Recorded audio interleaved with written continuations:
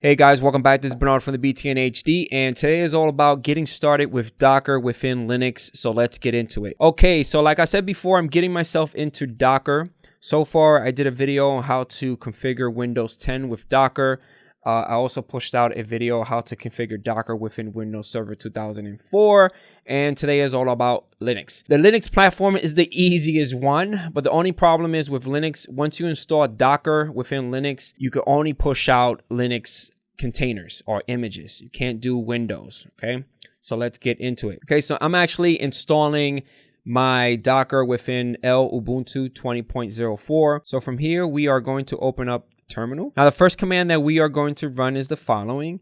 And that's actually the letter O, capital O, not a 0. So the parameter is -Q, capital O, dash the web address. You're going to pipe it to SH, which is a shell script. And once you hit enter, it's going to process. It should take less than 1 minute. It's super fast, super simple.